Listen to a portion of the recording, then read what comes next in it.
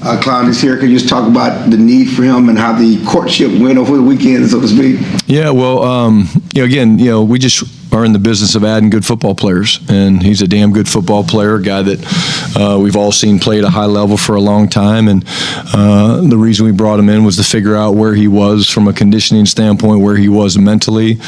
I think he checked all those boxes for us. He's hungry. He has missed it. He really has. I know you guys got a chance to visit with him a few minutes ago, but anytime we can add good football players, we want to do it. This guy's a good football player. He's not here just to be a pass rusher. He's here to play defense and to affect the game and to stop the run and to, affect the quarterback by moving him off the spot. And he knows how to play football. So it'd be exciting to see him out there on the practice field on Wednesday.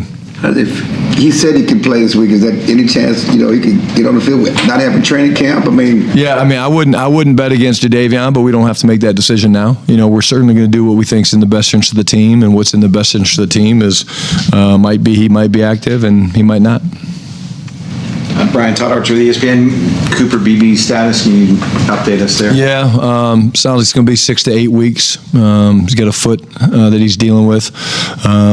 Again, disappointed for him, but again, very pleased that we got a guy like Brock Hoffman that can step in, and Brock ended up playing some important minutes, into overtime and against a damn good front. I thought Brock did really, really well, and so Beebs will do whatever he can to get back, but it looks like it's going to be that 6 to 8 week period. Last year when Hoffman went in, everybody talked about his mindset or play style, I guess.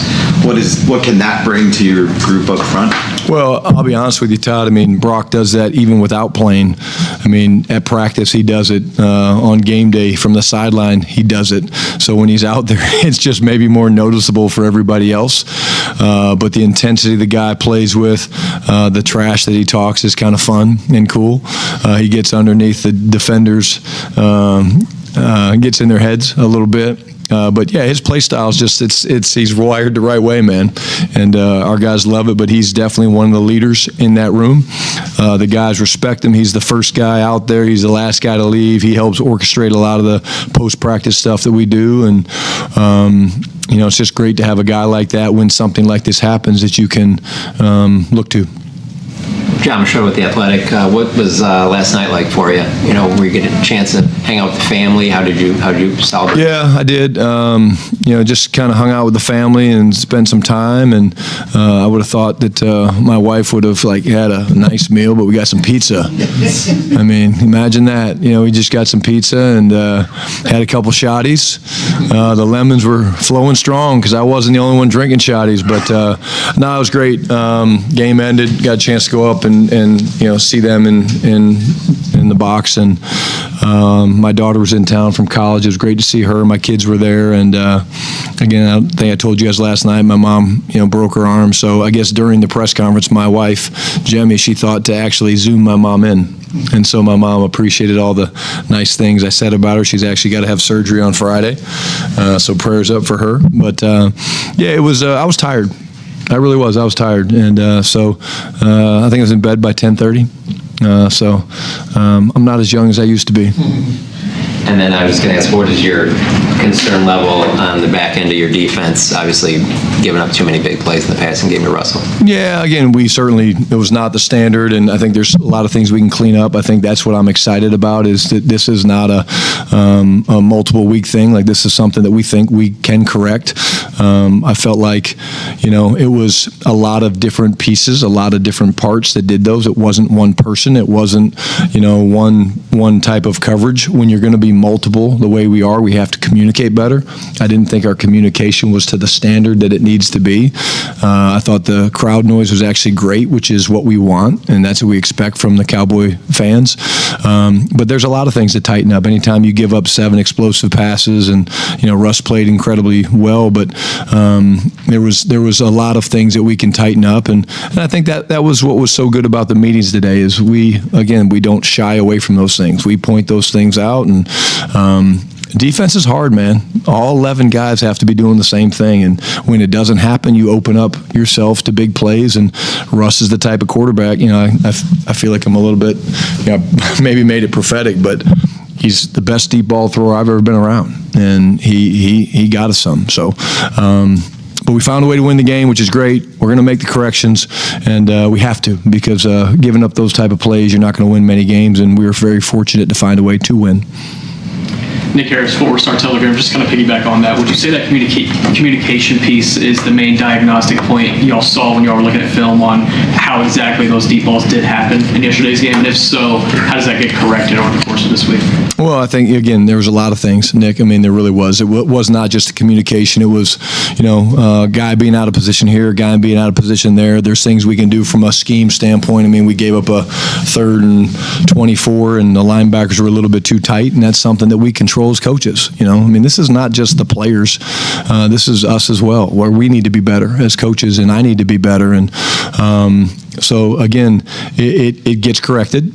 It's been walked through, and then you coach it next week. It doesn't stop. Like Wednesday, we'll hit those same things. But what does save you is when you communicate at an elite level, that saves you from some of those, because sometimes a little reminder from one player to another player makes him think, and then they adjust, and that limits those. But, just clearly too many guys running wide open down the field, and that's unacceptable.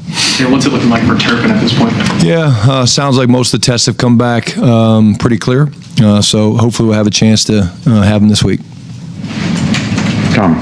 Tommy Arsh, DallasCowboys.com. When you think back to your time in Seattle with Jadeveon, he was talking earlier today about, still a lot of younger guys at this position.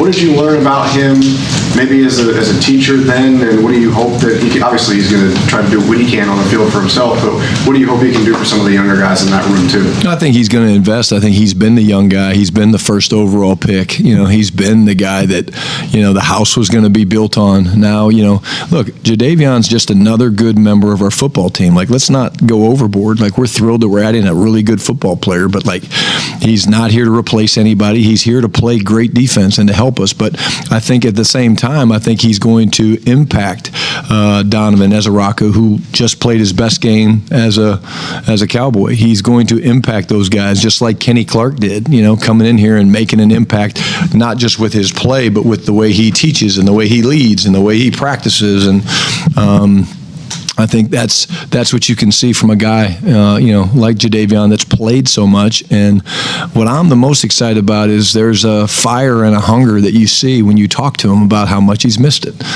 And that's not with all players that take the off season off and training camp off. You bring him in, and sometimes they're like, I've missed it a little bit. Like, he was like, no, like, I've missed it. Like, I'm ready.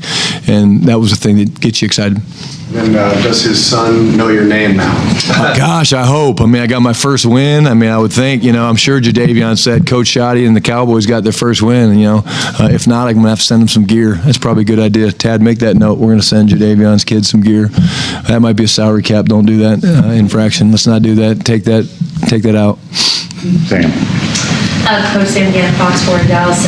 Through 2 games now, what stood out most to you about Dak Prescott's play? He hit a pretty big milestone, most pass completions now in franchise history. I think the confidence he's playing with.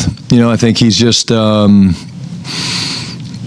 he is seeing the field really, really well. He's spreading the ball around. I think he's trusting what he sees from a coverage aspect. Like, I thought the Giants did a really good job yesterday of trying to mix their coverages up. They tried to take CD away. I actually showed it in the team meeting, Sam. I said, 3rd down, it was a big 3rd down. I said, on 3rd down or in big situations, we try to think of players, not plays. If that makes sense, you're going to throw it to your best players, or you're going to do those, because it's not the play that makes it magical, it's the player. And we were running a little crossing route with CD, and he was doubled by the inside backer, Okereke, and then the corner was chasing, and CD was actually viced, and Dak threw it in the perfect spot, and CD went up 3rd and 5, I think, and caught it running towards our sidelines. And, it's just, that's developed over time, and that's Dak having confidence in CD. And, again, I say this all the time, when you watch a quarterback, and Babe, you could speak to this, watch their back foot. When their back foot is firm and loaded, or when they're taking tight hitches to the target, they're seeing things well and they're confident. When they're loose on their back foot, or they're kind of skidding through their drop and they're feeling things, or they're not sure, they're confused a little bit. And I would say his footwork grade over the past 2 weeks has been over 85%, which is really high. So I think it goes to his footwork and the fact he's just really confident right now. He's playing with confidence and he's playing firm on his back foot. Dewey Scruggs, Channel 5. Shotty, can you speak to being in this league, an 0-2 Bears team, it's going to get you guys at home, and they kind of had embarrassment over the weekend, and they're down 0-2 in their own division. About what you expect they're going to bring you guys? I think they're going to play their asses off. I think it's a National Football League. I think Ben will have them ready to play. Dennis Allen, I mean, we're just getting into the film, right now, obviously, and just, kind of put this game to bed. And midnight rule was in effect last night after the win, or 10:30, I guess, for me. But, Dennis Allen's an incredible coach. Ben Johnson, I mean, what he's done from an offensive standpoint in his career, I mean, one of those fast risers, they're going to play hard. I mean, just like the Giants play whoever, they're 0-2. It's a damn good football team we beat yesterday with maybe one of the best front sevens in all of football.